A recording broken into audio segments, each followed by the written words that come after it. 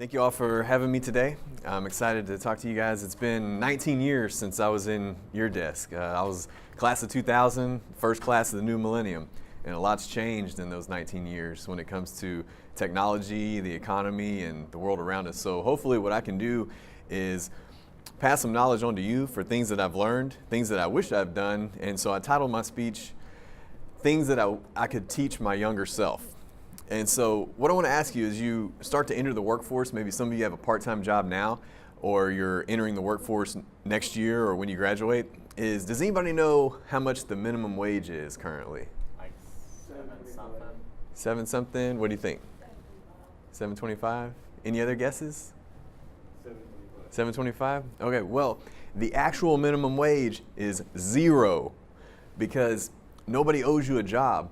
You have to make yourself employable and develop a marketable skill that will create supply and demand for your employer. You have to make your employer want to hire you and keep you employed. And so when you have those marketable skills and attributes, that'll make a company see the value in you and they'll want to keep you on your payroll. So I'm going to go through 12 principles that I want to try to pass along to you as you mature and enter the workforce. Number 1, audit your circle of friends. Make a list of your closest friends that you hang out with all the time and analyze the amount of positive energy versus negative energy that they're contributing to your life. Ask yourself, how are these friends adding value to my life? Number 2, surround yourself with winners.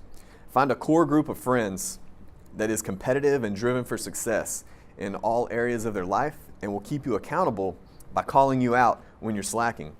Challenge yourself to add 1 new winner and subtract 1 loser from your circle of friends. If you've got that one friend that's always talking about how much school sucks and they're disrespectful to authority and they're spending all their time doing meaningless activities, then they're only going to hold you back. They're not adding any positive vibes to your life. And you can love them and be there for them when they need you, but they're not your core circle. Have you ever noticed how powerful bubbles form in the United States for the tech companies like Facebook, Google, Tesla? All of those companies are located in Silicon Valley because they all want to be around each other and be competitive and be around the best creative minds. The financial capital of the United States is all in Wall Street. All the big investment bankers and hotshot stockbrokers, they all gravitate towards Wall Street. Politicians go to Washington, D.C. Movie stars and aspiring actors go to Hollywood. So if you want to be a lion, hang out with other lions. Number 3, manage your social media as if your future employer is monitoring it, because chances are they will. When your resume gets into the hands of a recruiter or an interviewer, you can bet they'll research you. So Google yourself and find out what's out there. And if what you see doesn't look enticing, try to remove those things. Okay, I grew up in the 90s, went to college in the early 2000s. So before Facebook, I used to have a MySpace page. Does anybody remember MySpace? Might not even be old enough to. Yeah, so when I had MySpace, I was a little bit younger, a little more immature. And so it was still out there. I didn't know the password, didn't have the login. So, I contacted MySpace and said, hey, this is me. Can you delete this profile? And then when you're done deleting this profile, take your server and throw it into a volcano. That way it's gone forever. So Google yourself and see what's out there on the internet because someone else will. College admissions, they may peek into your social accounts as well.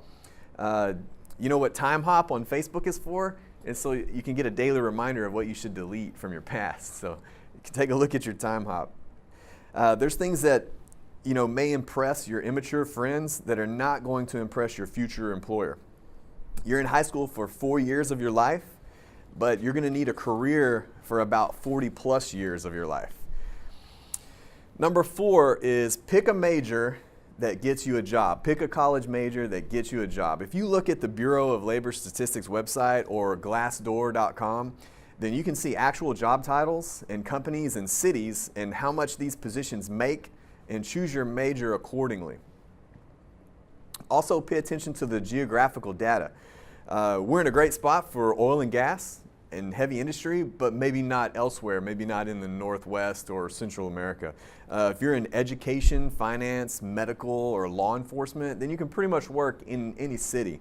But you can't be a marine biologist in Kansas. So be aware of your choices. We always have that one friend that wants to become a marine biologist, and it seems like they never do. They always end up changing their major, Very important job, very interesting, would love to be one, but the number of people that want to be a marine biologist and the number of marine biologists that are out there are very skewed statistically.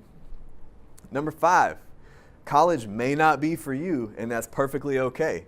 Now, I do realize the irony of telling you this as we're literally in the early college high school, but this entire program is based around getting you to getting you to college, and I'm telling you things that you may not necessarily want to hear, but this is what you need to hear. There are jobs out there that pay very well without a college degree, without a 4-year degree.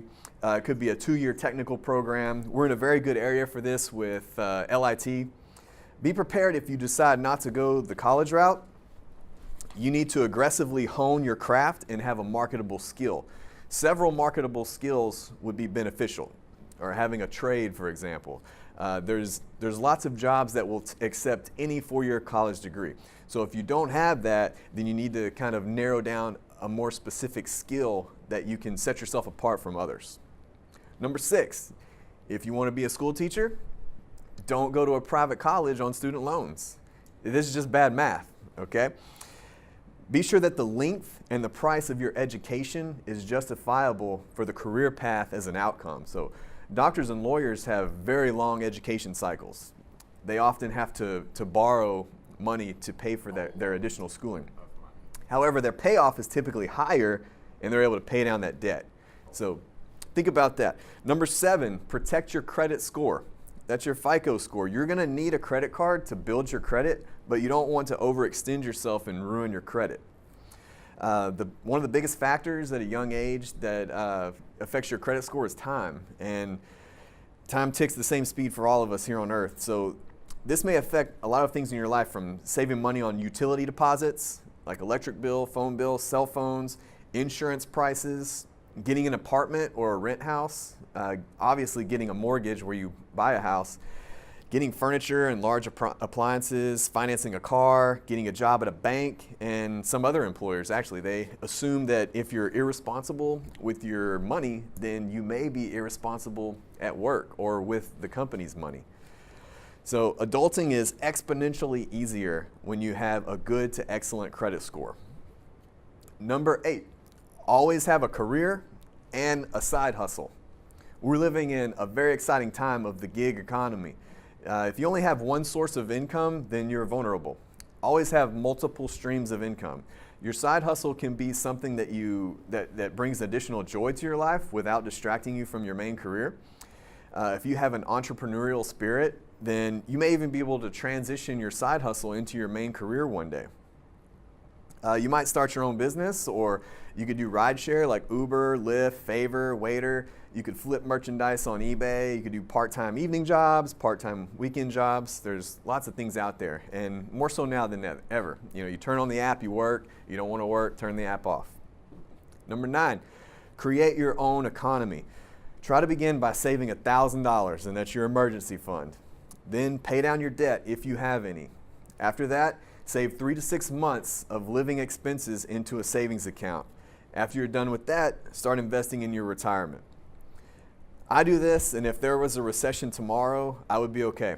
I grew up in the 90s, and if I would have invested in Amazon back then, or eBay, PayPal, Google, Apple, Facebook, can you imagine what that would have been worth today? Number 10, stop trying to impress people that don't like you. Okay? Nobody cared about Apple stock in 1998. But you know what I cared about in 1998? I had my first job, and I pretty much blew every paycheck on working on my truck and accessories, and stereo equipment, and there's nothing to show for it now is the point. That truck's probably been in a scrapyard 10 years ago, and it's been ground up into little metal chunks by now. So I wish I would have bought stock from that book company that started in a garage called Amazon. Spend money on things that will improve your life. Spend money on education. Spend money on great experiences, and invest in yourself. Number 11, realize the importance of fitness and nutrition to your well-being. You ever know that person that's always sick? They constantly have the flu. They always get a cold and cough. They're low on energy. I can't even remember the last time that I was sick. After high school, there's no PE class, there's no athletics period. When I got to college, I had to create my own athletics period. I would go to the gym every day after lunch for an hour. There's no supervision, there's no parents, there's no coach, no teacher, no trainer. You have to develop your own self-discipline to do some type of fitness and eat properly.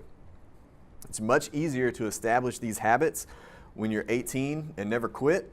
I've never had a longer period than a week or so that I wasn't working out and eating non-processed foods. That same discipline will transition into your career work ethic.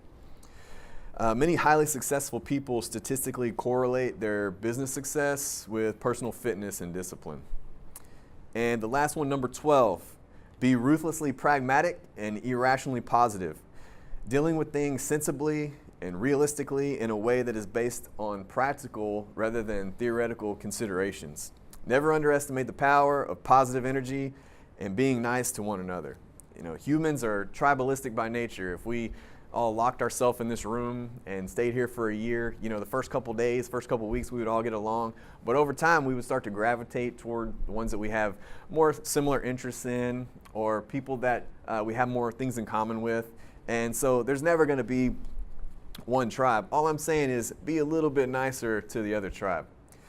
So in closing, I'll leave you with two things that my core group of friends often say to each other when things are going rough, because they literally apply to every situation, is get your stuff together, except we don't say stuff.